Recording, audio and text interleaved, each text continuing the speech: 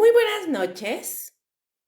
Yo soy Lady Kaboom y les doy la bienvenida a Perturbador, donde los monstruos no salen de la ficción, sino del expediente. Aquí el horror es real y tiene nombre. Esta noche disfrutaremos del episodio número 2 de la serie Sociedades Secretas. Hoy, en Perturbador, Skull and Bones, los herederos del cráneo. Comenzamos. La noche cae sobre New Haven con una densidad totalmente extraña. El viento se desliza entre los edificios góticos de Yale y parece detenerse frente a una construcción distinta a todas. No tiene ventanas visibles, no invita, no revela. Es un bloque de piedra marrón, severo, hermético. Los estudiantes lo llaman The Tomb, la tumba. A esa hora, cuando el campus reduce el murmullo y los pasos se vuelven ecos aislados, el edificio parece observar. No es imaginación. Hay algo en su arquitectura que sugiere vigilancia. Sus muros no solo encierran espacio, encierran silencio. Un silencio antiguo, compacto, como si las palabras pronunciadas dentro nunca hubieran salido realmente. En su fachada, casi discreto, un símbolo. Un cráneo sobre dos huesos cruzados. Debajo, el número 322. Skull and Bones. Para algunos es apenas una sociedad universitaria fundada en el siglo XIX. Un club exclusivo al que solo acceden 15 estudiantes por año. Jóvenes brillantes, seleccionados entre los más prometedores de Yale. Para otros es una red cerrada que ha tejido, durante casi 2 siglos, conexiones en los niveles más altos del poder político, financiero y estratégico de Estados Unidos. La diferencia entre ambas versiones no es trivial. Dentro de ese edificio sin ventanas, generación tras generación se han pronunciado juramentos, se han realizado rituales cuyo contenido exacto permanece protegido por pactos de silencio. Se han formado alianzas que no figuran en documentos públicos. Y con el tiempo, varios de estos jóvenes iniciados ocuparon cargos desde los cuales decidieron guerras, moldearon economías y dirigieron agencias de inteligencia. Presidentes, senadores, jueces, banqueros. Nombres que más tarde dominarían titulares comenzaron aquí, tras esas paredes impenetrables. George W. Bush, el hijo de George Bush, John Kerry, y hombres que décadas después disputarían elecciones presidenciales sin mencionar demasiado el hecho de haber compartido un mismo juramento en la juventud.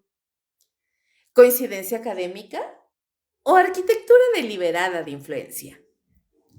Lo perturbador no es únicamente quienes han pertenecido a Skull and Bones.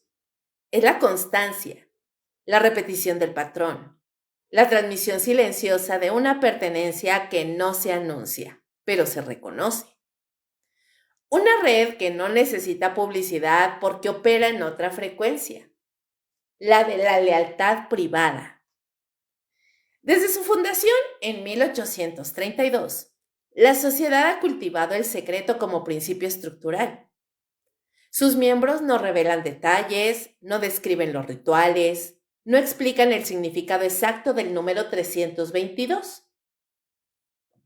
Lo poco que se conoce proviene de filtraciones aisladas, testimonios fragmentarios, documentos históricos y especulaciones que crecen precisamente en el vacío de información. Ese vacío es el terreno fértil del misterio. Porque cuando el poder y el secreto se entrelazan durante casi 2 siglos, la pregunta deja de ser anecdótica, se vuelve estructural.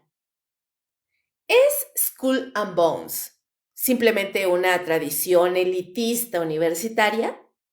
¿O funciona como una fábrica discreta de cohesión entre quienes, más tarde, ocuparán posiciones decisivas en el gobierno y en las finanzas globales? La tumba sigue ahí, cerrada, impenetrable. Cada año recibe nuevos miembros. Cada año renueva un juramento que no escuchamos. Y mientras el mundo gira, elecciones se celebran, guerras se planean y mercados fluctúan. Y el cráneo permanece, observando. El origen del cráneo. Bueno, pues en 1832, Estados Unidos aún era una nación joven, ambiciosa y en expansión. Yale College, fundada más de un siglo antes, comenzaba a consolidarse como uno de los centros intelectuales más influyentes del país. Sin embargo, bajo la superficie académica existían tensiones, rivalidades entre sociedades literarias, disputas por prestigio y un deseo creciente de exclusividad marcaban la vida estudiantil. Fue en ese contexto donde surgió Skull and Bones. William Huntington Russell, hijo de una familia acomodada y profundamente conectado con círculos intelectuales y comerciales, regresó a New Haven después de un periodo de estudios en Alemania.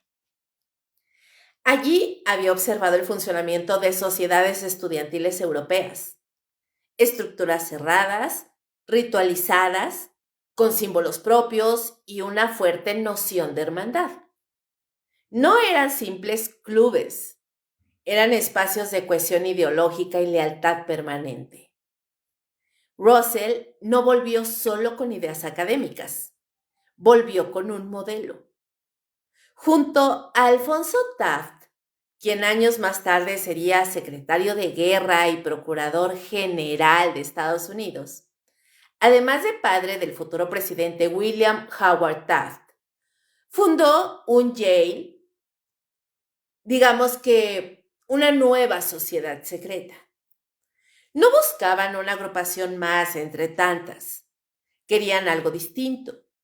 Un círculo reducido, cuidadosamente seleccionado, con rituales formales y una identidad simbólica poderosa. Desde el inicio, el proyecto generó fricción. Yale ya contaba con sociedades prestigiosas como Linonia y Brothers. Estas agrupaciones literarias eran espacios de debate y formación intelectual. Pero Skull and Bones introdujo algo más cerrado, más selectivo. Sus miembros no competían públicamente por talento oratorio o ensayos brillantes. Eran elegidos, señalados, separados del resto. Cada primavera, 15 estudiantes de último año eran taped, es decir, seleccionados mediante un gesto público y solemne. Desde ese momento dejaban de pertenecer al espacio ordinario del campus y de alguna forma ingresaban en otra esfera. La influencia alemana no fue superficial. En Europa, las fraternidades estudiantiles incorporaban símbolos de muerte, juramentos y ceremonias de iniciación que evocaban renacimiento y transformación. La muerte simbólica del individuo común para dar paso a un miembro de la hermandad. Skull and Bones adoptó ese lenguaje ritual. El cráneo y los huesos cruzados no eran un símbolo improvisado. En la tradición occidental, el cráneo representa mortalidad, finitud, confrontación con lo inevitable, pero también puede simbolizar trascendencia, el paso hacia otra condición. En contextos rituales, la muerte no siempre implica final, puede representar transición. Ese doble significado, muerte y renacimiento, parece alinearse con la lógica interna de la sociedad. El iniciado no solo se une a un club, Muere simbólicamente a su identidad individual para poder integrarse a una red que lo supera y lo trasciende. Debajo del cráneo, el número 322. Su significado exacto permanece oficialmente sin confirmar, pero existen múltiples hipótesis que han circulado durante décadas. Una de las más persistentes lo vincula con el año 322 a.C., fecha asociada a la muerte del orador griego Demóstenes y al fin de la democracia ateniense independiente tras la expansión macedónica. Otros sostienen que alude al capítulo 322 de una sociedad alemana original de la cual Skull and Bones habría sido una extensión americana. Sea cual sea la interpretación correcta, el número funciona como contraseña visual. Es un código interno, una marca de pertenencia. En el Yale del siglo XIX, donde la nación buscaba consolidar una élite dirigente, educada y cohesionada, la creación de una sociedad que combinara exclusividad, ritual y redes familiares no fue un gesto inocente. Estados Unidos crecía territorialmente, su economía se industrializaba y las familias influyentes comenzaban a entrelazarse mediante matrimonios, negocios y alianzas académicas. Skull and Bones ofrecía algo más que amistad universitaria. Ofrecía continuidad.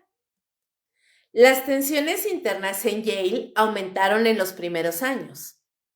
Otras sociedades percibían a los Bonesmen como arrogantes, herméticos. El secretismo alimentaba sospechas.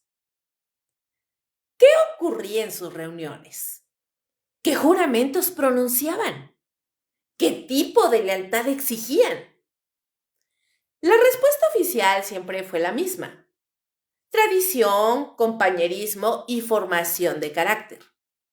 Pero el aislamiento físico y simbólico reforzaba otra impresión.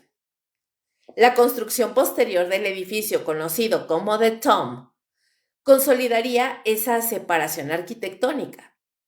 Un espacio sin ventanas, deliberadamente opaco, donde la identidad colectiva se fortalecía lejos de miradas externas. La importación de modelos europeos no fue solo estética, fue estratégica.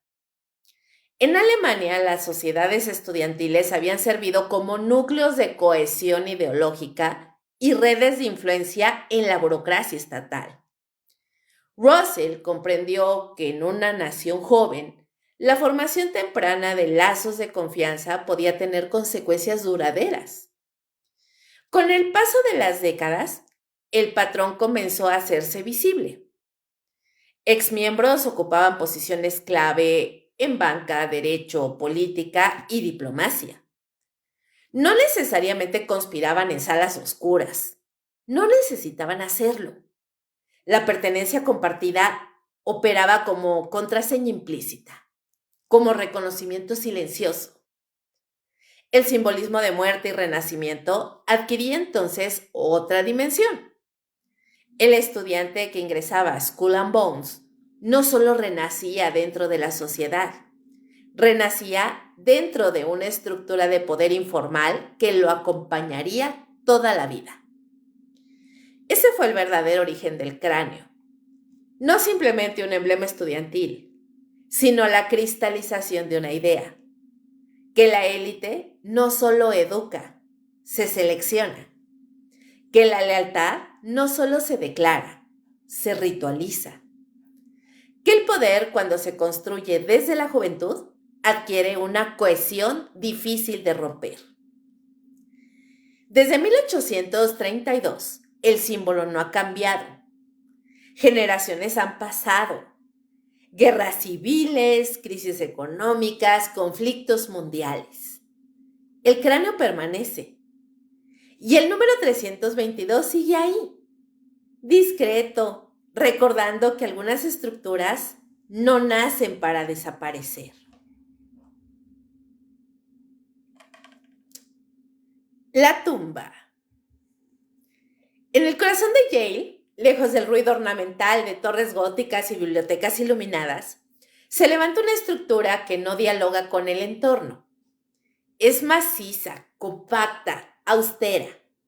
No tiene ventanas visibles hacia la calle. Sus muros de piedra marrón no buscan belleza, buscan aislamiento. Los estudiantes la llaman The Tomb, la tumba, construida en 1856 para Skull and Bones. El edificio no fue diseñado como un simple punto de reunión. Fue concebido como frontera, un límite físico entre el mundo ordinario y un espacio reservado únicamente a quienes han sido admitidos en la orden. Desde afuera, su fachada transmite algo más que discreción. Transmite negación. Niega la mirada, niega la curiosidad y niega la transparencia. No hay carteles explicativos, no hay visitas guiadas, no hay ventanas que permitan imaginar el interior. La arquitectura misma comunica el principio central de la sociedad. Lo que ocurre dentro, permanece dentro. Durante décadas, el edificio fue ampliado y renovado, pero siempre conservó su carácter hermético.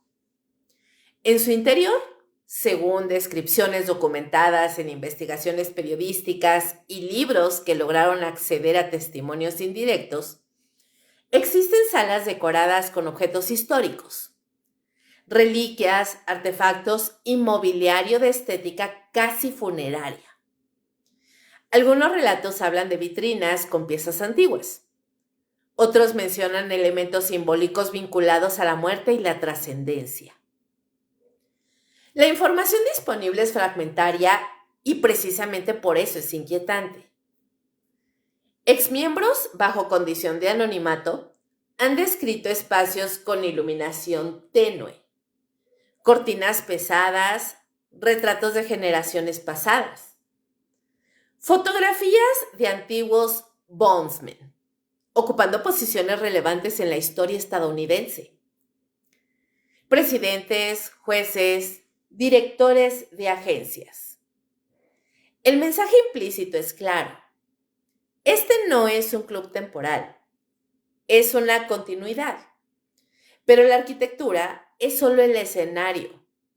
El verdadero núcleo de la experiencia ocurre durante la iniciación. Cada primavera, los 15 estudiantes seleccionados atraviesan una transición que internamente llaman rebirth, renacimiento. El término no es casual, evoca transformación profunda. El ingreso no consiste únicamente en firmar un registro. Implica someterse a un proceso ritual que, según muchos testimonios filtrados, incluye confesiones personales, representaciones simbólicas y hasta juramentos de lealtad absoluta. Uno de los elementos más citados en reportes periodísticos es la llamada confesión o autobiografía íntima. El iniciado comparte episodios profundamente personales frente a los miembros veteranos. La finalidad no es pública ni académica, es interna. Se trata de vulnerabilidad controlada, de exponer aquello que, fuera de ese espacio, jamás sería compartido. En psicología social, este tipo de práctica fortalece la cohesión grupal. Quien ha revelado sus aspectos más íntimos ante un círculo reducido genera un vínculo difícil de romper. El secreto compartido se convierte en pegamento. El ritual de renacimiento, según versiones que nunca han sido confirmadas oficialmente por la sociedad, simbolizan la muerte del individuo externo y la integración a una hermandad que trasciende la universidad. La tumba funciona como útero y sepulcro al mismo tiempo, lugar donde algo termina y algo nuevo comienza. Los juramentos pronunciados durante la iniciación están protegidos por reglas estrictas. Skull and Bones impone un código de silencio que se extiende más allá de la graduación. No es un compromiso limitado al periodo universitario, es permanente. Ese silencio estructural es parte esencial del diseño. A diferencia de fraternidades estudiantiles tradicionales, Skull and Bones no organiza eventos públicos ni busca exhibición. Su poder radica en la discreción. La tumba no necesita publicidad, porque su influencia no se mide en popularidad, sino en posicionamiento estratégico. Investigaciones realizadas por periodistas como Alexandra Robbins, autora de Secrets of the Tomb, han recopilado testimonios que describen una cultura interna marcada por jerarquías, símbolos y roles asignados a los iniciados.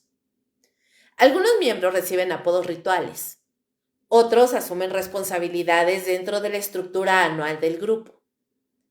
Todo ocurre bajo una lógica interna que rara vez trasciende al exterior. La hermeticidad del edificio refuerza la psicología del umbral. Cruzar la puerta de la tumba no es un acto cotidiano, es atravesar una frontera simbólica. Afuera queda el campus, la vida académica, la competencia abierta. Adentro la lógica cambia. Se prioriza la lealtad entre iguales, la construcción de red, la preservación del secreto.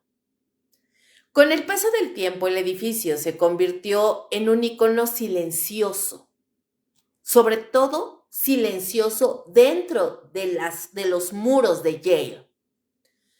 Los estudiantes lo rodean, lo comentan, lo señalan, pero pocos pueden describirlo con certeza. Esa opacidad alimenta la imaginación colectiva. ¿Por qué una sociedad universitaria necesita tal grado de aislamiento físico? ¿Por qué la ausencia de ventanas? ¿Por qué la insistencia en rituales de renacimiento y confesión? Miren, no existen pruebas públicas de conspiraciones diseñadas en su interior. No hay documentos oficiales que acrediten decisiones gubernamentales tomadas dentro de sus muros. Y sin embargo, la coincidencia histórica de que múltiples miembros hayan alcanzado posiciones determinantes en el aparato estatal convierte la pregunta en inevitable. La tumba no habla, no publica memorias, no concede entrevistas. Cada año, nuevas generaciones atraviesan sus puertas. Cada año, el ciclo se repite. Selección, iniciación, juramento y silencio. Y mientras el edificio permanece inmóvil, casi indiferente al paso del tiempo, su función simbólica se fortalece. No es solo un espacio físico, es un recordatorio de que el poder también puede construirse en habitaciones sin ventanas, lejos de la luz pública, sostenido por vínculos que comenzaron en la juventud. La tumba no necesita ser comprendida para influir, solo necesita permanecer cerrada.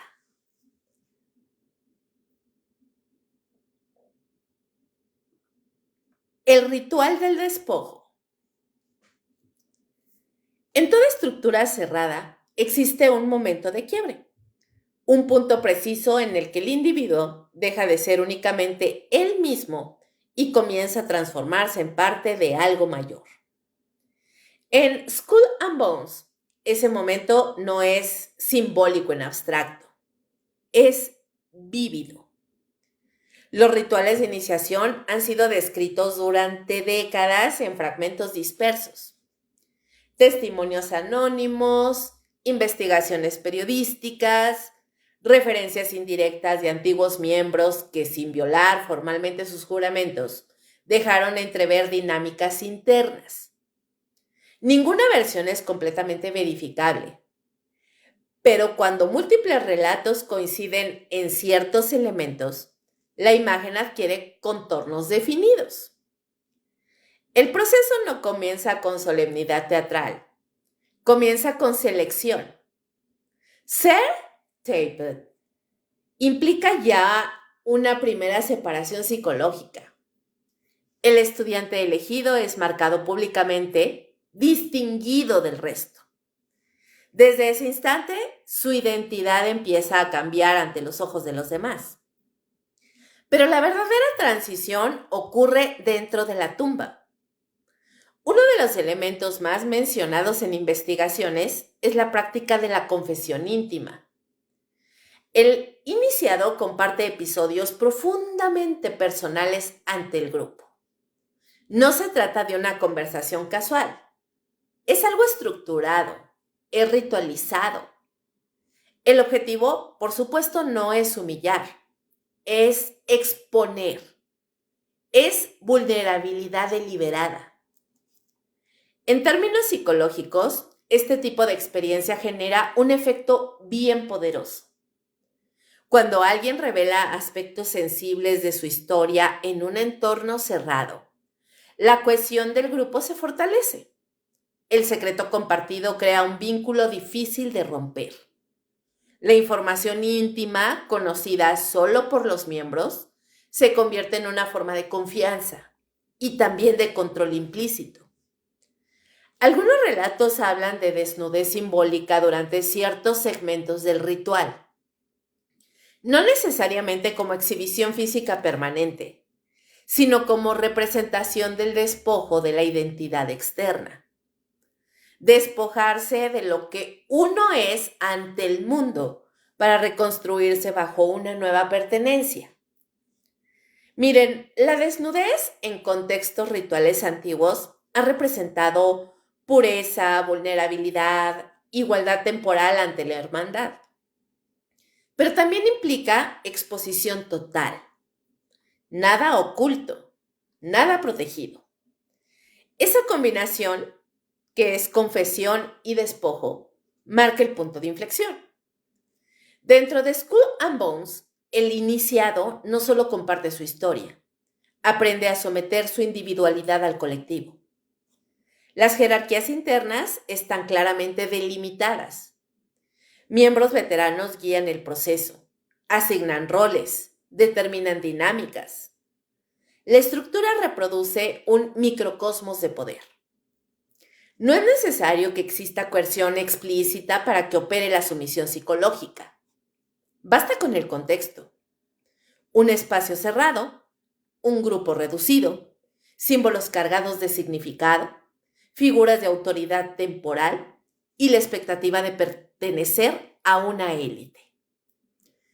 El control emocional se ejerce a través del entorno. La iluminación tenue, la arquitectura cerrada, la narrativa histórica del grupo. El iniciado entiende que está participando en algo que trasciende su paso por la universidad. Se le recuerda que generaciones anteriores, ahora figuras súper influyentes, atravesaron el mismo proceso. Esa continuidad histórica, legítima, de alguna manera consolida todo el ritual. En sociología, los rituales de paso cumplen una función bastante clara. Marcan transición entre estados. Ya saben, de la adolescencia a la adultez. De un estudiante a un miembro. De un individuo a parte de la hermandad. Pero en Skull and Bones, el paso no solo es simbólico, es estratégico. La construcción de lealtad comienza en ese instante de vulnerabilidad compartida. Quien ha atravesado el mismo ritual que sus antecesores se reconoce en ellos. La experiencia crea identidad común y la identidad común facilita cooperación futura.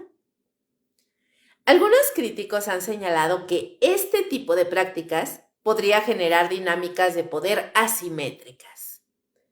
O sea, si el grupo posee información íntima sobre cada miembro, la presión implícita para mantener cohesión aumenta, sin necesidad de amenazas formales. La estructura incentiva la permanencia dentro del círculo.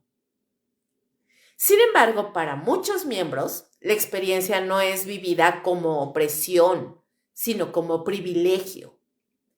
Ingresar implica haber sido considerado apto.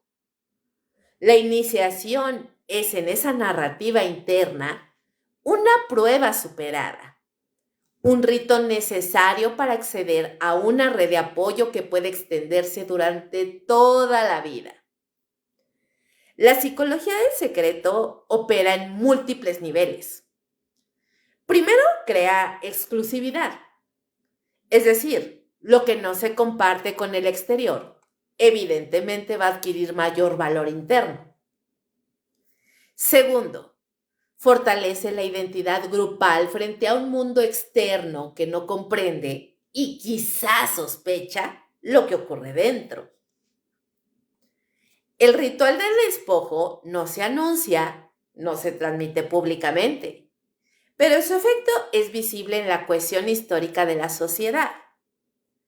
Décadas después de la graduación, antiguos miembros mantienen vínculos activos, no siempre visibles, no siempre documentados, pero siempre presentes. La pregunta no es si el ritual existe.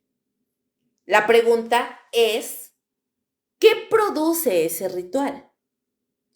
Bueno, pues produce pertenencia, produce lealtad, produce memoria compartida y potencialmente produce una red de confianza que puede influir en decisiones futuras. En un país donde las instituciones públicas proclaman transparencia, la existencia de estructuras privadas que fortalecen alianzas desde la juventud genera incomodidad. No porque haya evidencia directa de conspiración, sino porque la lógica es clara. Quienes comparten secretos profundos tienden a protegerse entre sí. El ritual del despojo no necesita ser extremo para ser eficaz. Basta con ser significativo. Basta con dejar huella. Año tras año, 15 estudiantes atraviesan ese proceso. Algunos lo vivirán como tradición excéntrica, otros como una transformación profunda. Pero todos saldrán con algo en común. Han sido admitidos en un círculo que comenzó en 1832 y continúa renovándose. La tumba guarda silencios sobre los detalles, pero el efecto psicológico del ritual, es decir, la vulnerabilidad compartida, la jerarquía internalizada y la lealtad consolidada, constituye una de las piezas centrales para comprender la longevidad de la sociedad de Skull and Bones. Porque el verdadero poder no siempre se impone. A veces se construye en silencio, en habitaciones cerradas, donde la identidad individual se despoja lo suficiente como para que la identidad colectiva ocupe su lugar. Y una vez que esta identidad se instala, rara vez desaparece.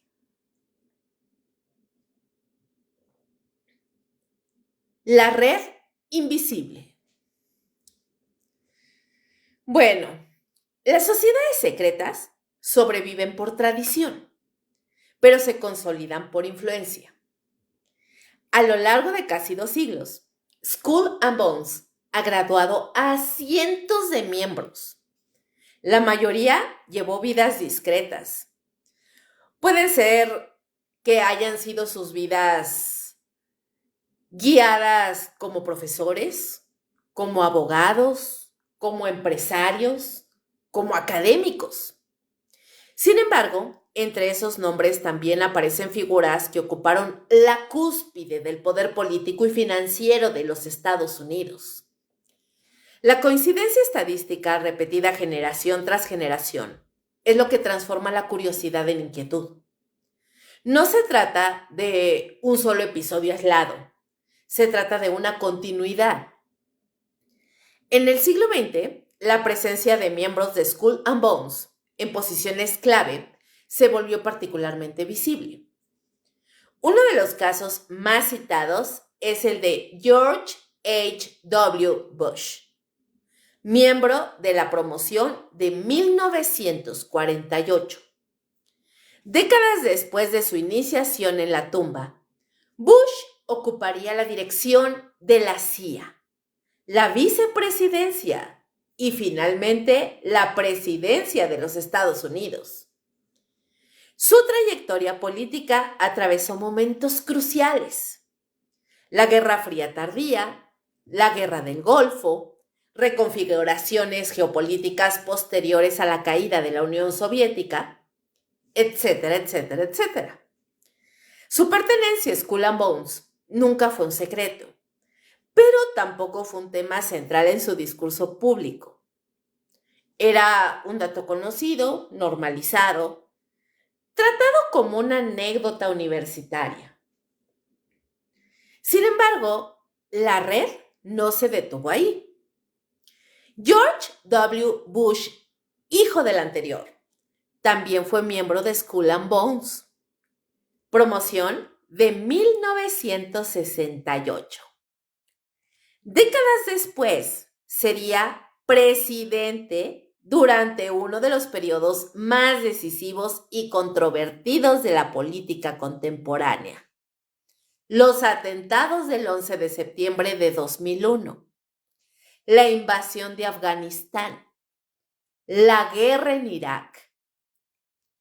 Padre e hijo, ambos iniciados en la misma sociedad universitaria, ambos ocupando la oficina oval.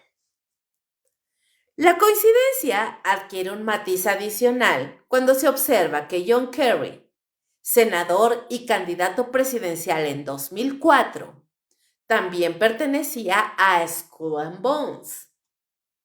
Durante esa elección, dos aspirantes a la presidencia compartían la misma afiliación juvenil. Un hecho que, aunque público, rara vez fue examinado en profundidad. ¿Es solo reflejo de que Yale forma parte de la élite educativa estadounidense? ¿O indica algo más estructural? La red invisible no funciona como una organización formal que dicte instrucciones. No existen documentos públicos que prueben decisiones conjuntas tomadas bajo el nombre de la sociedad. Pero la pertenencia compartida crea algo más sutil: un reconocimiento implícito. Quienes han atravesado el mismo ritual, pronunciado los mismos juramentos y compartido la misma experiencia fundacional, tienden a establecer vínculos duraderos. En política, donde la confianza es moneda escasa, ese antecedente común puede convertirse en un puente silencioso. La presencia de Bonesmen no se limita al ámbito presidencial. Fíjense que a lo largo del siglo XX y XXI, miembros de la sociedad han ocupado posiciones en el Senado, en la Cámara de Representantes, en la Judicatura Federal y en instituciones financieras de gran peso. Familias influyentes han mantenido conexiones intergeneracionales con la orden. La continuidad no siempre implica herencia directa de membresía. La selección anual sigue siendo limitada, pero sí revela un patrón: apellidos recurrentes en esferas de poder que en algún punto se cruzan dentro de la tumba. Las dinastías políticas estadounidenses han operado históricamente a través de redes educativas, matrimonios estratégicos y asociaciones empresariales. Skull and Bones encaja dentro de ese ecosistema. No es una anomalía aislada. Es una pieza dentro de una arquitectura mayor de élites interconectadas. El concepto de red invisible no implica necesariamente conspiración coordinada. Implica algo más difícil de detectar, que es la afinidad estructural. Cuando individuos formados en entornos similares, pertenecientes a círculos cerrados y socializados bajo códigos de lealtad compartida, alcanzan posiciones estratégicas, la homogeneidad de perspectivas puede reforzarse, no por órdenes explícitas, sino por una cultura común. Algunos críticos han sugerido que la sociedad actúa como filtro temprano para quienes ya provienen de familias con capital social significativo. Otros argumentan que la selección anual privilegia perfiles que muestran liderazgo, ambición y hasta capacidad estratégica. Sea cual sea la motivación interna, el resultado es consistente.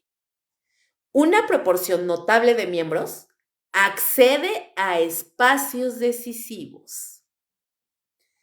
La pregunta inquietante no es si Skull and Bones controla el gobierno, porque no hay evidencia directa que respalde esa afirmación tan simplista. La pregunta es más sutil.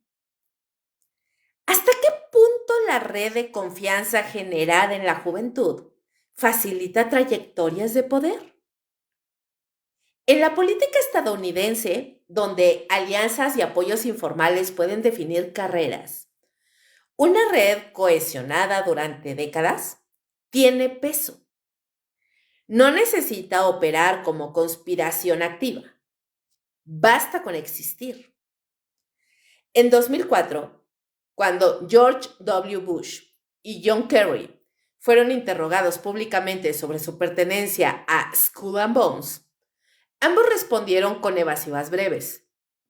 Reconocieron la membresía, pero minimizaron su relevancia. Kerry llegó a describirla como una sociedad secreta, así que no puedo hablar de ella. La frase pronunciada en campaña presidencial, la verdad es que no generó una crisis mediática. Fue recibida casi con normalidad. Quizá porque en el imaginario estadounidense, las fraternidades universitarias forman parte del paisaje cultural. Quizá porque la idea de que el poder se construye en redes privadas, pues resulta incómoda de examinar. La red invisible no deja actas públicas, no firma comunicados, no organiza conferencias abiertas, opera en un plano de relaciones personales. Cuando un exmiembro ocupa un cargo estratégico y otro necesita acceso, asesoría o recomendación, la pertenencia compartida puede funcionar como contraseña tácita. No es garantía automática de colaboración, pero sí un factor de reconocimiento. En sistemas políticos complejos, donde la confianza y la lealtad son determinantes, esas conexiones tempranas adquieren, vamos a llamarle así, un valor acumulativo. Desde 1832, la sociedad ha renovado anualmente su núcleo de 15 nuevos integrantes. Si cada generación mantiene contacto con los anteriores, el entramado se expande exponencialmente, no como una pirámide jerárquica visible, más bien como un tejido interconectado. Esa es la naturaleza de la red invisible. No se impone, se entrelaza. A simple vista, Skull and Bones puede parecer una tradición universitaria más dentro de la Universidad de Yale, pero cuando se observa la repetición histórica de nombres influyentes, la imagen se vuelve todavía más compleja. La tumba no necesita pronunciar discursos políticos. Sus miembros lo hacen, décadas después, desde tribunas mucho más altas. Y aunque no exista prueba de coordinación explícita, la coincidencia persistente entre iniciación juvenil y poder adulto mantiene abierta una pregunta que no desaparece. ¿Es Skull and Bones simplemente una fraternidad elitista o una incubadora temprana de liderazgo que voluntaria o involuntariamente moldea el rumbo de una nación? La red no es visible, pero sus nodos sí lo son. Y algunos han ocupado el centro mismo del poder mundial.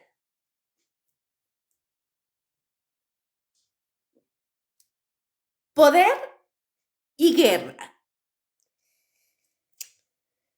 El poder real rara vez se anuncia. Se ejerce en despachos cerrados, en reuniones sin registro público, en decisiones que cambian mapas sin que el ciudadano común presencie el instante exacto en que todo se redefine. Cuando una sociedad secreta mantiene vínculos históricos con figuras que han ocupado posiciones estratégicas en el gobierno, la pregunta inevitable es ¿hasta dónde se extiende esa influencia? Skull and Bones no declara agendas políticas, no publica manifiestos. Sin embargo, varios de sus miembros han participado en algunos de los momentos más críticos de la historia contemporánea estadounidense. Y es ahí donde la sombra se alarga. George W. Bush no solo fue presidente, antes dirigió la Agencia Central de Inteligencia, la CIA, creada en el contexto de la Guerra Fría. Operó durante décadas en escenarios donde la transparencia no era prioridad. Operaciones encubiertas, intervenciones indirectas, apoyos estratégicos en conflictos extranjeros. La dirección de esa agencia implica acceso a información clasificada, a redes internacionales y a decisiones que rara vez llegan a conocimiento público completo.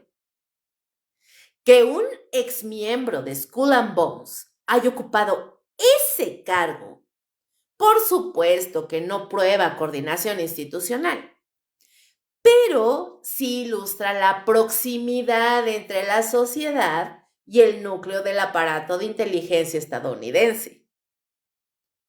La Guerra Fría fue un periodo en el que las decisiones tomadas en oficinas discretas determinaron golpes de Estado, apoyos militares y alianzas que aún resuenan en el presente. Las conexiones personales forjadas años antes en contextos privados pudieron facilitar accesos, conversaciones y apoyos implícitos, no necesariamente como conspiración organizada, sino como red de confianza extendida. Décadas después, durante la presidencia de George W. Bush, el país se enfrentó a los atentados del 11 de septiembre de 2001. La respuesta política incluyó la invasión de Afganistán y posteriormente la guerra en Irak. Decisiones que transformaron la geopolítica mundial, que redefinieron doctrinas de seguridad y que implicaron costos humanos incalculables.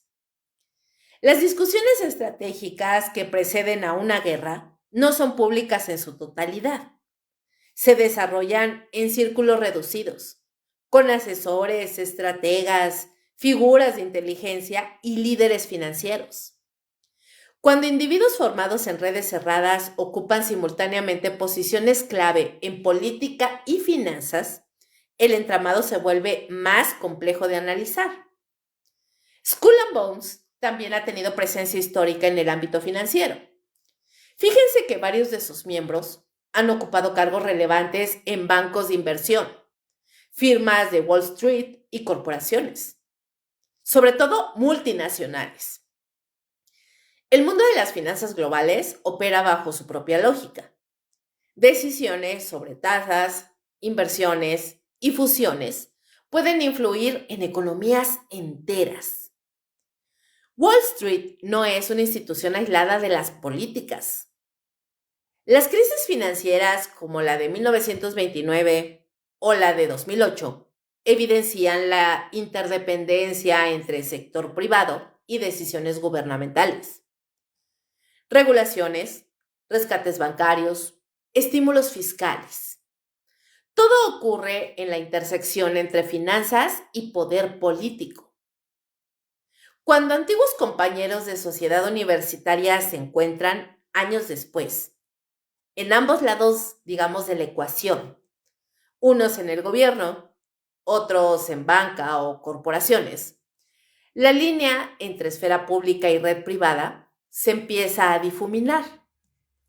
No es necesario que exista una reunión formal bajo el nombre de Skull and Bones para que la pertenencia compartida influya. Basta con que el antecedente común genere una predisposición favorable, una apertura al diálogo, un acceso facilitado. El aparato de inteligencia, las Fuerzas Armadas y los mercados financieros comparten un elemento. Operan parcialmente en la opacidad. No todo puede ser público. No todo es accesible al escrutinio ciudadano. Esa opacidad estructural crea espacios donde las relaciones personales adquieren bastante peso. Algunos investigadores han intentado rastrear patrones específicos de colaboración directa entre miembros de la sociedad en momentos de conflicto internacional. Los resultados suelen ser ambiguos. No hay actas que demuestren instrucciones emitidas desde la tumba. No hay evidencia documental que pruebe conspiraciones coordinadas. Lo que existe es acumulación histórica de coincidencias.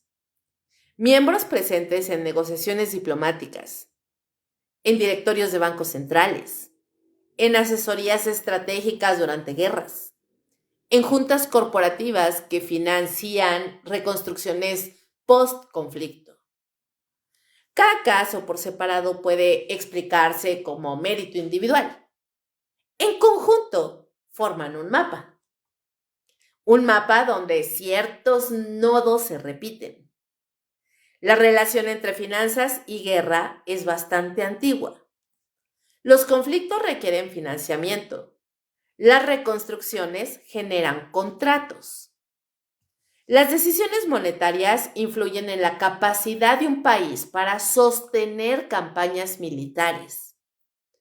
Y en ese contexto, la convergencia de redes políticas y financieras, pues obviamente no es trivial. Skull and Bones, como red de élite, no necesita dictar órdenes explícitas para tener relevancia. Su influencia potencial radica en haber facilitado durante generaciones la construcción de relaciones de confianza entre individuos que más tarde ocuparían posiciones estratégicas. En el ámbito de la inteligencia, donde la lealtad y la discreción son fundamentales, haber compartido un juramento temprano puede reforzar la percepción de confiabilidad. En el ámbito financiero, donde la información privilegiada y la anticipación estratégica son decisivas, la red puede facilitar acceso indirecto. Obviamente nada de esto constituye prueba concluyente de manipulación global, pero tampoco puede ignorarse la estructura que permite tales convergencias. Durante el siglo XX, Estados Unidos se consolidó como potencia mundial.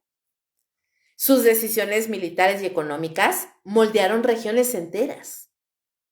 En paralelo, Skull and Bones continuó seleccionando 15 miembros cada año, alimentando una red que con el tiempo penetró múltiples capas del sistema.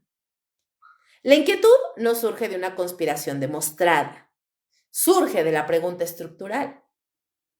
Cuando los mismos círculos reducidos producen líderes en política, inteligencia y finanzas, ¿cuánto de la diversidad democrática se diluye? El poder no siempre necesita coordinación centralizada. A veces basta con homogeneidad cultural, formación compartida y lealtad implícita para generar alineamientos espontáneos. Skull and Bones no declara guerras, no firma tratados y por supuesto tampoco regula mercados. Pero algunos de quienes sí lo han hecho atravesaron primero los rituales de Skull and Bones. La tumba permanece en Yale, silenciosa, inmutable. Mientras tanto, en el mundo exterior, las decisiones continúan. Guerras comienzan. Crisis financieras estallan, alianzas se redefinen y la red invisible, tejida durante generaciones, ¿qué creen? Sigue existiendo.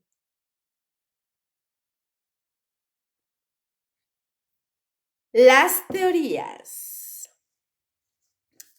Bueno, y aquí viene la parte más interesante, la que más nos gusta a todos, que son, pues, todo lo que se especula, todo lo que se cree, lo que se dice, tal vez las ideas conspirativas, no lo sé.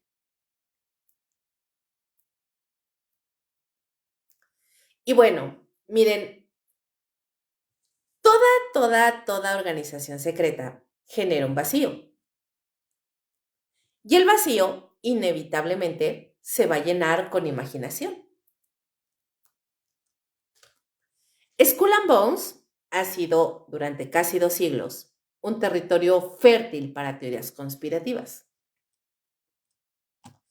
Su hermetismo, sus rituales privados, la acumulación de miembros en posiciones de poder y la negativa persistente a explicar públicamente sus prácticas han creado el escenario perfecto para la sospecha. Cuando algo se oculta, el misterio se convierte en combustible. Pero hay una línea delicada y sobre todo peligrosa entre lo verificable y lo especulativo.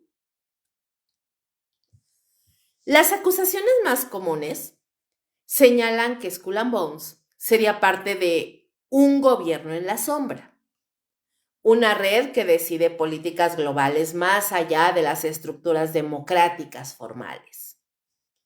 Según estas teorías, la sociedad no solo forma líderes, sino que coordina estrategias a largo plazo para controlar finanzas, guerras y estructuras institucionales. Algunas versiones van más lejos, porque vinculan a la organización con bancos internacionales, con fundaciones influyentes y con organismos multilaterales. Se habla de agendas ocultas, de ingeniería social, de manipulación deliberada de crisis económicas para consolidar el poder. El problema es que muchas de estas afirmaciones no descansan sobre evidencia documental sólida, sino sobre patrones interpretados. Es cierto que miembros de Skull and Bones han ocupado cargos clave en política, finanzas e inteligencia. Es verificable que la sociedad mantiene un secretismo extremo. También es documentado que el edificio conocido como The Tomb limita el acceso y protege su interior de miradas externas. Todo eso pertenece totalmente al terreno de los hechos verificables. Lo que no está probado es la existencia de un órgano directivo secreto que dicte decisiones globales desde dentro de la organización. A lo largo del siglo XX, algunos autores han intentado conectar a Skull and Bones con eventos históricos, sobre todo eventos históricos muy concretos, muy específicos. Citan coincidencias de nombres en directorios empresariales y cargos gubernamentales. Analizan trayectorias profesionales compartidas. Observan cómo exmiembros colaboran en distintos niveles del aparato estatal. Pero coincidencia no siempre implica coordinación. Existen documentos históricos que confirman la existencia de la sociedad desde 1832, sus listas de miembros y su estructura básica. También hay testimonios de exintegrantes que describen rituales simbólicos, juramentos y dinámicas internas. Esos relatos, aunque fragmentarios, permiten reconstruir parcialmente la experiencia dentro de la organización. Sin embargo, cuando se examinan las teorías más ambiciosas, ya saben, aquellas que hablan de control absoluto del sistema financiero mundial o de manipulación directa de guerras internacionales, ahora sí, la evidencia se vuelve difusa. Las filtraciones, sinceramente, han sido muy escasas. A diferencia de otras organizaciones cuya documentación ha sido desclasificada con el tiempo, Skull and Bones ha mantenido un archivo interno difícil de acceder. Algunos historiadores han obtenido correspondencia antigua y registros parciales, pero vaya, nada que confirme una estructura operativa secreta con alcance global. Eso, por supuesto, no elimina la inquietud. El poder concentrado, aunque no esté formalmente coordinado, puede producir efectos similares a una conspiración.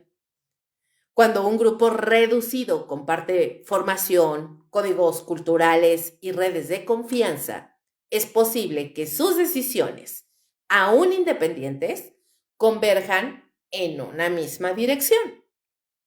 Y ahí es donde las teorías encuentran terreno fértil.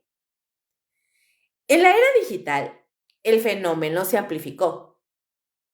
Foros, documentales independientes y publicaciones alternativas comenzaron a entrelazar a Skull and Bones con otras entidades secretas o influyentes. Se habla de élites globales, de arquitectos invisibles, de una continuidad histórica que conecta sociedades estudiantiles con estructuras de poder transnacionales. El problema es que la narrativa conspirativa tiende a simplificar dinámicas bien complejas. Los sistemas políticos y económicos no dependen exclusivamente de una sola red. Existen múltiples centros de poder, intereses en conflicto y decisiones fragmentadas. Reducir esa complejidad a una sola organización omnipotente se antoja atractivo, pero rara vez es exacto. Aún así, la pregunta persiste. ¿Por qué tanto silencio? Si Skull and Bones fuera únicamente un club simbólico sin influencia significativa, pues bien podrían abrir sus archivos y disipar sospechas. La negativa de hacerlo, pues alimenta la narrativa opuesta. El secreto, aunque sea tradicional o ritual, se convierte en argumento para quienes creen que algo mayor se oculta. Hay que distinguir entre dos niveles de análisis. El primero, pues es estructural y verificable. Una sociedad fundada en 1832, con rituales documentados, cuyos miembros han ocupado cargos influyentes. Esto es un hecho histórico. El segundo escenario es interpretativo. La idea de que dicha sociedad actúa como centro coordinador de decisiones globales. Aquí la evidencia se diluye y entra el terreno de la especulación. Las conspiraciones prosperan en contextos donde la confianza institucional es bastante frágil. Cuando los ciudadanos perciben que las decisiones importantes se toman lejos del escrutinio público, cualquier red privada de élite parece sospechosa. Skull and Bones representa un símbolo poderoso en ese imaginario. Su iconografía, que es el cráneo, los huesos cruzados y el número 322, es visualmente inquietante. Su edificio hermético refuerza la sensación de inaccesibilidad. Su historia centenaria sugiere continuidad. Pero símbolo no equivale automáticamente a una estructura corporativa ni tampoco conspirativa. Algunos académicos sostienen que el verdadero poder de esa sociedad no radica en dirigir eventos globales, sino en crear capital social, relaciones que perduran y facilitan trayectorias profesionales, una red de contactos sólida que puede abrir puertas. Pero eso no necesariamente implica control absoluto de un sistema. Sin embargo, el misterio no desaparece del todo, porque incluso si no existe un gobierno en la sombra formal, la concentración intergeneracional de influencia en círculos cerrados plantea interrogantes legítimas sobre meritocracia, transparencia y diversidad en la toma de decisiones. Las teorías, entonces, funcionan como espejo de una inquietud más profunda. El temor a que el poder esté menos distribuido de lo que aparenta. Skull and Bones no ha confirmado las acusaciones más extremas. Tampoco ha hecho esfuerzos visibles por desmentirlas con apertura total. Permanece en su silencio habitual. Y en ese silencio, la mente humana proyecta. Entre documentos verificables y relatos especulativos, existe una zona bastante gris. Y es ahí donde habitan las teorías. No como certezas, sino como preguntas amplificadas por el secreto. Tal vez la sociedad no sea el titiritero global que algunos imaginan. Tal vez sea solo una red de élite con tradición hermética.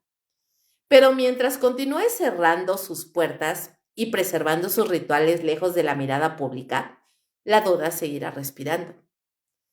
Porque donde hay sombra, siempre habrá quien intente descifrar su forma. El silencio. Algo más poderoso que el símbolo del cráneo, más duradero que el edificio de piedra sin ventanas, más eficaz que cualquier ritual de iniciación, es el silencio. No el silencio casual, sino el silencio estructurado, el que se aprende, el que se hereda, el que se convierte en una segunda piel.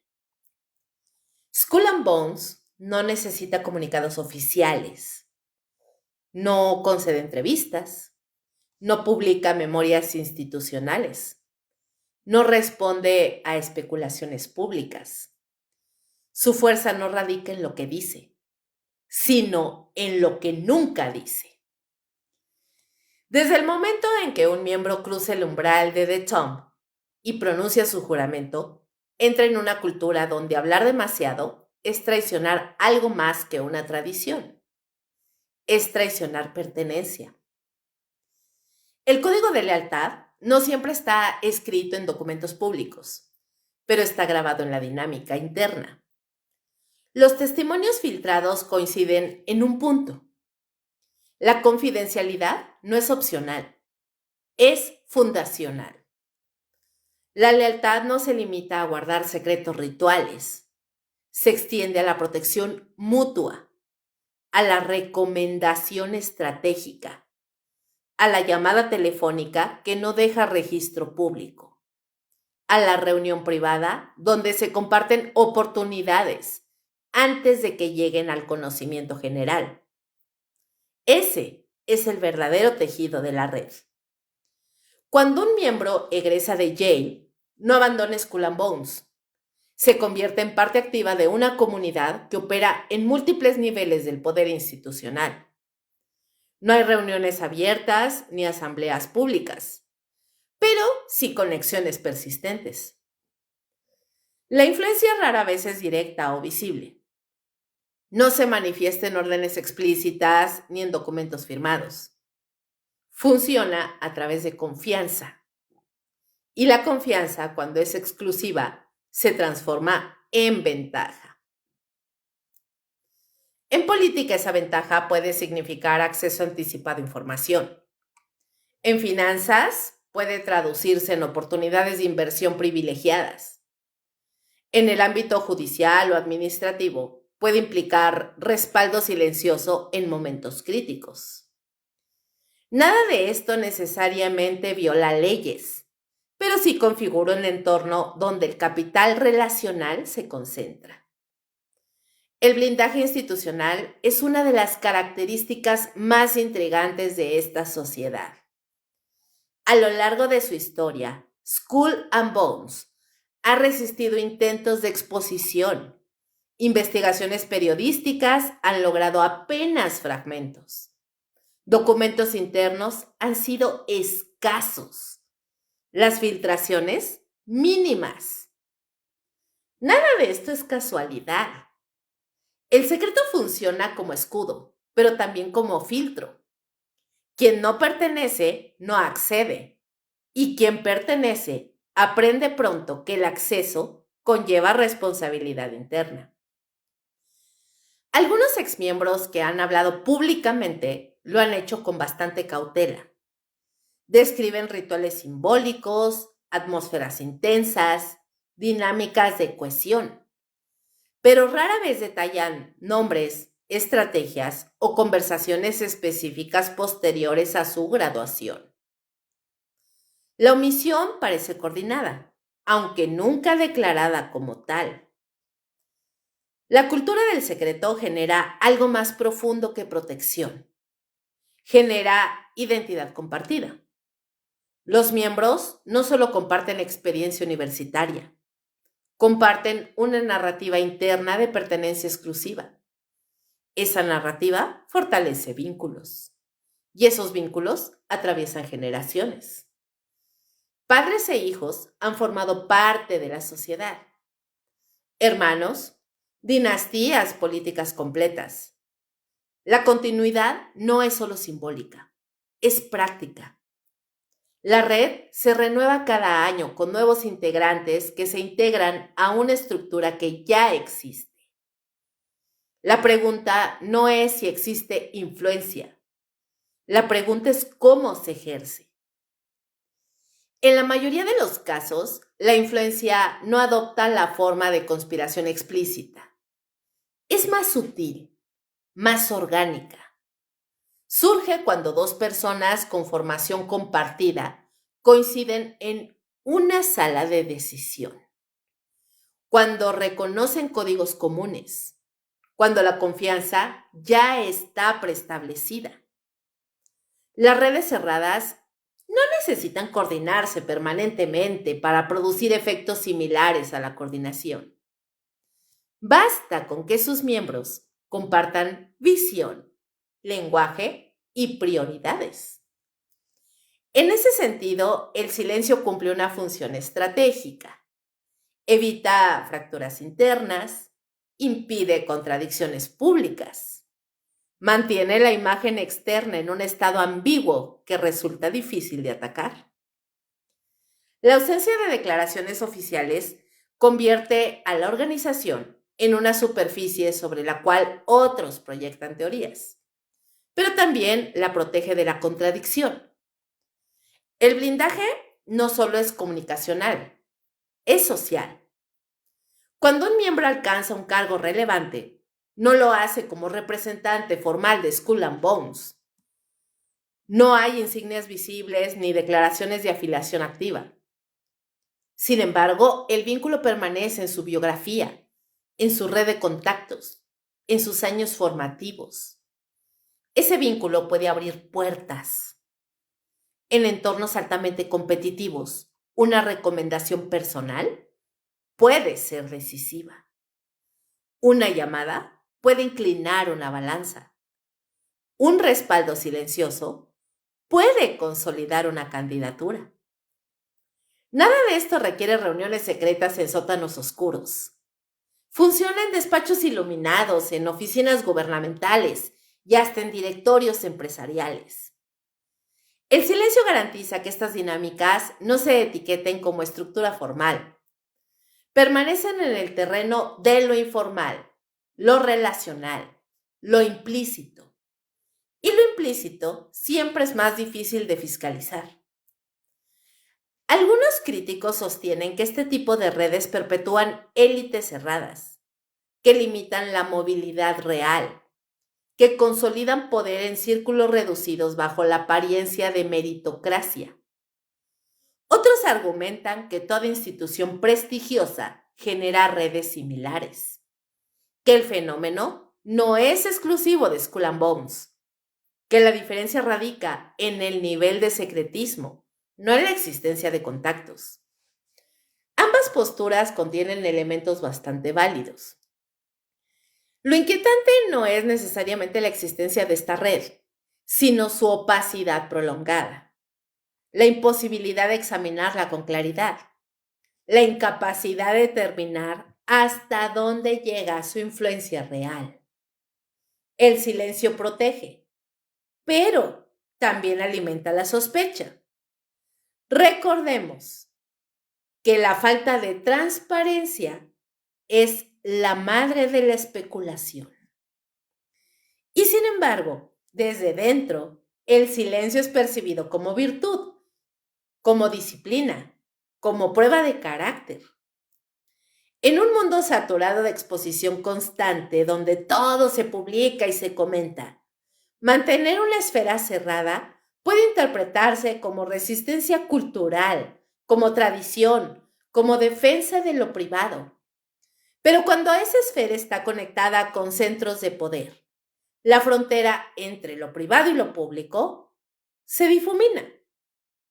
La protección entre miembros no siempre implica conspiración. Muchas veces implica simple solidaridad. Un excompañero que apoya a otro. Un antiguo integrante que recomienda talento conocido. Sin embargo, cuando esa solidaridad ocurre repetidamente dentro de una red limitada y poderosa, sus efectos pueden amplificarse. El silencio, entonces, no es vacío, es estructura. Una estructura que no necesita exhibirse para existir. Skull and Bones ha sobrevivido casi 2 siglos sin revelar plenamente su interior. Ha visto guerras, crisis financieras, transformaciones tecnológicas y ha mantenido intacta su cultura esencial.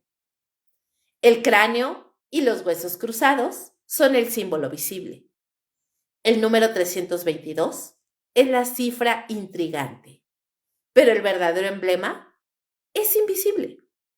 Es la ausencia de palabras. Es la puerta cerrada que nunca se abre del todo. Es la llamada que no queda registrada. Es la red que opera sin declararse. Y mientras ese silencio continúe, la pregunta seguirá suspendida en el aire. ¿Hasta dónde llega lo que no se dice? Porque las estructuras de poder, a veces lo más importante, no es lo que se pronuncia en público, sino lo que permanece cuidadosamente callado.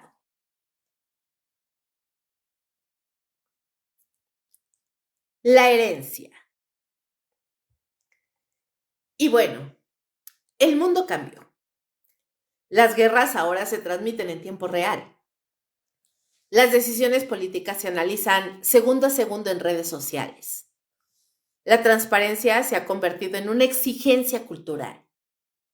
Las élites ya no operan en un silencio absoluto sin enfrentar cuestionamientos inmediatos. Y sin embargo, Skull and Bones sigue ahí, en el corazón de Yale. The Tomb permanece casi idéntica. Sus muros no han cedido ante la era digital. Sus ventanas siguen sin abrirse al exterior. Cada primavera, una nueva generación de estudiantes es seleccionada. 15 nombres, 15 futuros posibles. La pregunta inevitable es si algo ha cambiado realmente. En el siglo XXI, permanecer vigente es difícil. Pertenecer a una sociedad secreta, de alguna forma ya no tiene el mismo significado que tenía en 1832. Hoy la información circula con velocidad implacable.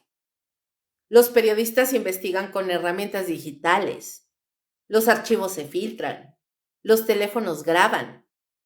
Y aún así, Skull and Bones conserva su núcleo hermético.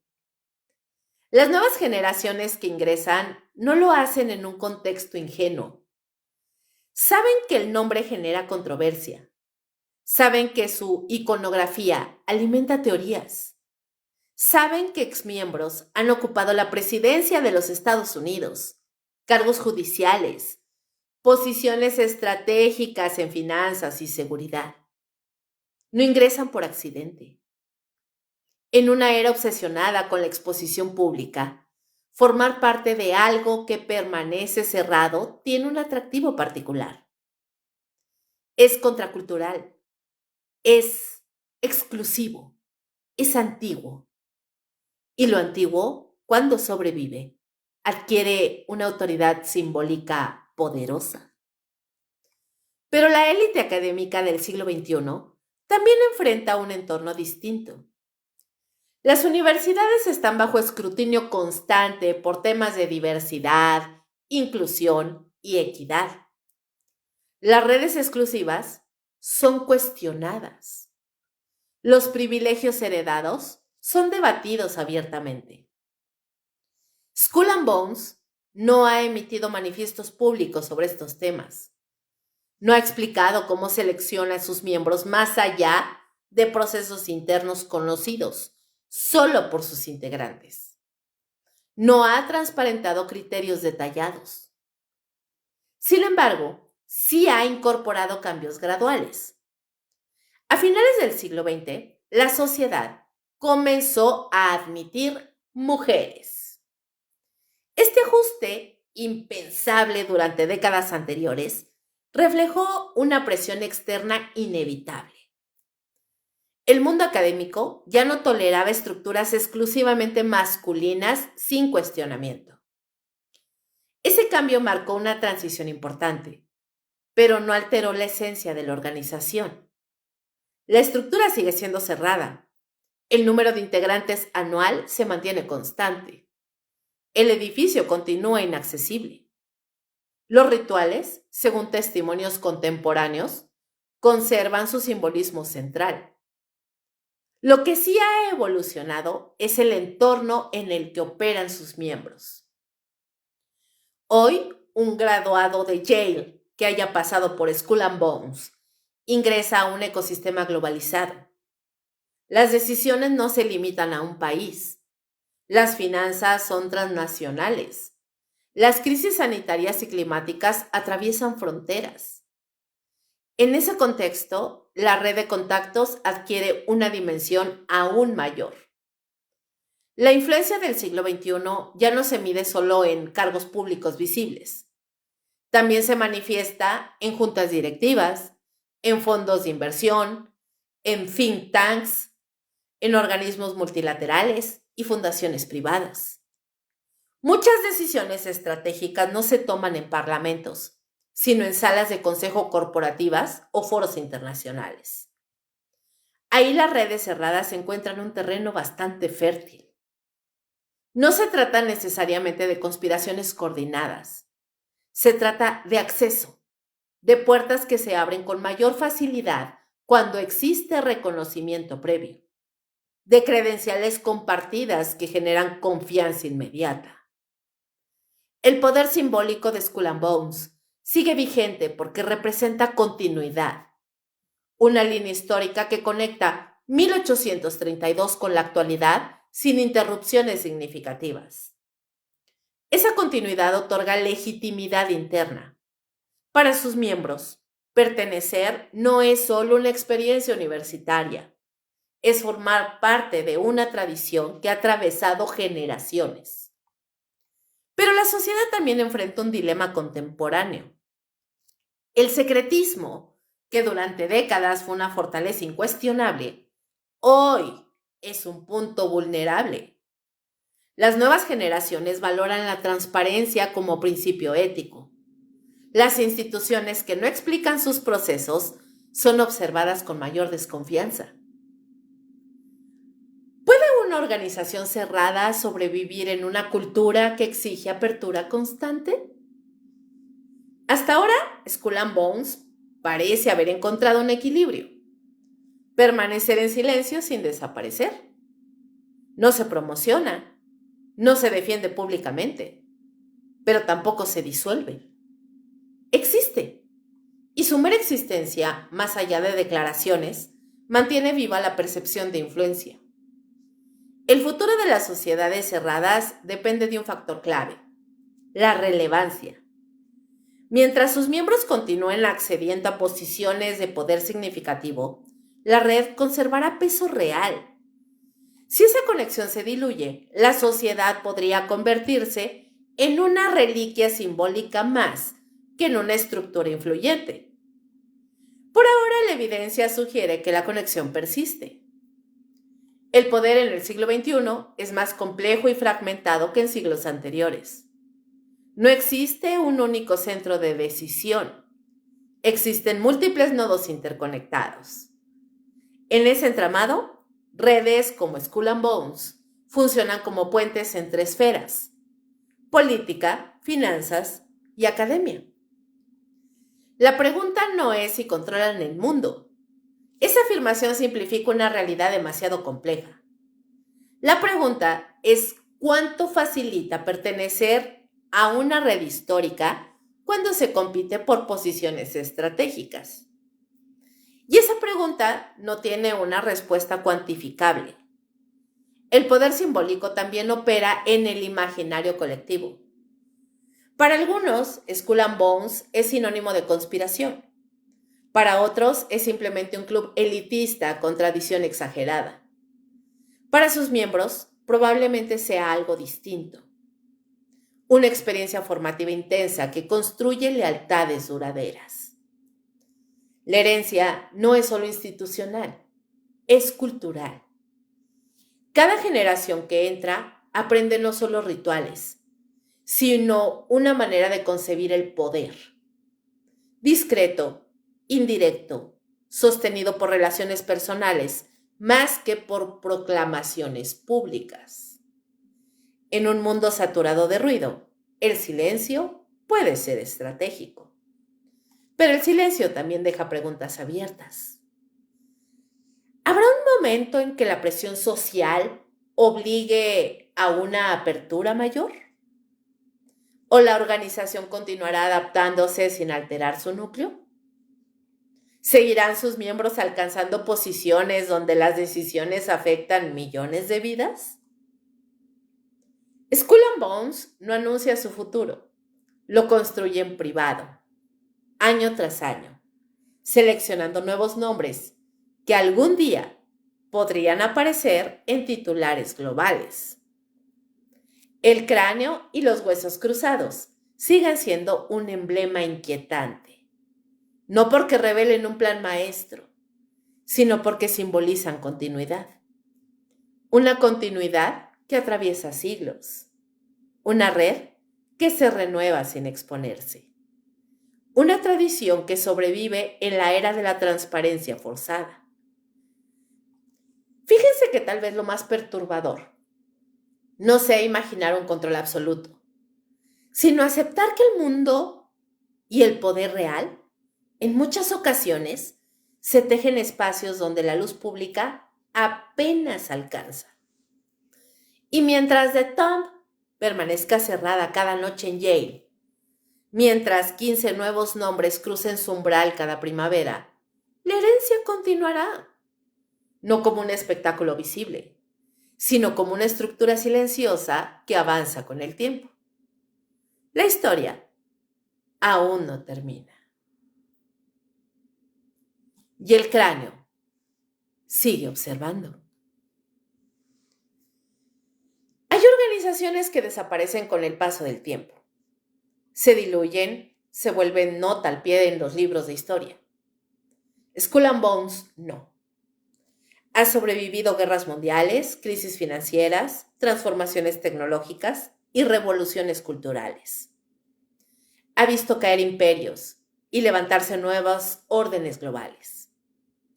En cada época ha permanecido en el mismo lugar, detrás de una puerta cerrada, en un edificio sin ventanas, en el corazón de la Universidad de Yale.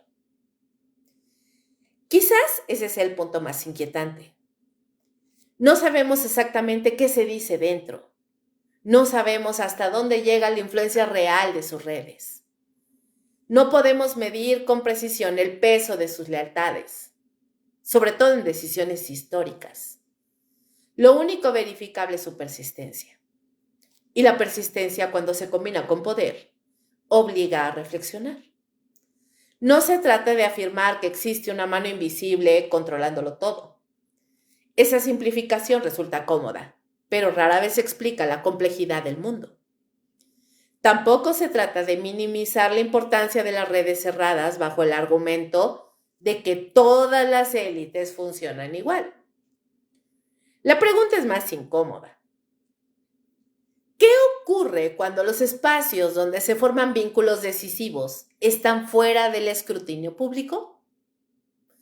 ¿Qué significa que ciertas trayectorias de poder compartan origen, símbolos y juramentos privados? ¿Hasta qué punto el secreto es tradición y en qué momento se convierte en blindaje? El cráneo y los huesos cruzados no hablan, no emiten comunicados, no desmienten teorías. Permanecen inmóviles, casi indiferentes al ruido exterior. Pero el símbolo observa. Observa generaciones que entran y salen. Observa a nombres que pasen de los pasillos universitarios a despachos presidenciales, tribunales, bancos, organismos internacionales. Observa cómo el mundo cambia mientras la estructura interna conserva su esencia. Tal vez el verdadero poder no sea la conspiración absoluta, sino la continuidad silenciosa. Una red que no necesita proclamarse para influir. Una tradición que no necesita defenderse para mantenerse. Un círculo que no necesita ampliarse para conservar peso. El siglo XXI exige transparencia, exige apertura, exige rendición de cuentas. Y sin embargo, algunas estructuras sobreviven precisamente porque se mueven en los márgenes de esa exigencia. No visibles del todo, no accesibles del todo, no comprensibles de todo. Eso es lo que incomoda, porque el poder democrático se sostiene en la idea de igualdad de oportunidades y acceso. Pero las redes cerradas funcionan bajo otra lógica. Confianza interna, lealtad previa y puertas que se abren hacia adentro. Skull and Bones puede no ser el titiritero global que imaginan las teorías más extremas. Puede ser simplemente una pieza más dentro de un entramado mayor de élites interconectadas. Pero incluso esa posibilidad plantea preguntas que no se disuelven con facilidad. La noche cae sobre Yale. The Thumb permanece en silencio. Las luces externas no revelan lo que ocurre dentro. Tal vez no esté ocurriendo nada extraordinario en ese momento. Tal vez solo sea un edificio antiguo cargado de simbolismo. O tal vez en su quietud continúe tejiéndose algo que no vemos. El cráneo no sonríe, no amenaza, no promete, solo permanece. Y mientras permanezca, la duda seguirá viva. Porque a veces lo verdaderamente perturbador no es lo que se sabe, sino lo que generación tras generación decide mantenerse en la sombra. El cráneo sigue observando. Y así es como concluimos este episodio número 2 de la serie de Sociedades Secretas. Espero que lo hayan disfrutado, que les haya parecido mega interesante y sobre todo que el día de hoy hayamos aprendido algo nuevo. Los invito a seguir el hilo del terror y lo inexplicable mañana a las 10 en punto de la noche, hora de México, en la hora macabra, en vivo por Facebook Live. Les recuerdo que este capítulo estará disponible en mi canal de YouTube y Spotify, donde me pueden encontrar como Kaboom Podcast. Síganme y formen parte de esta comunidad siniestra. Y por supuesto, si quieren escuchar leyendas y cuentos cortos de terror y más, entren a mi canal de WhatsApp. Gracias por acompañarme en esta emisión de Perturbador. Muy buenas noches y como siempre les deseo, dulces pesadillas. ¡Chao, chao!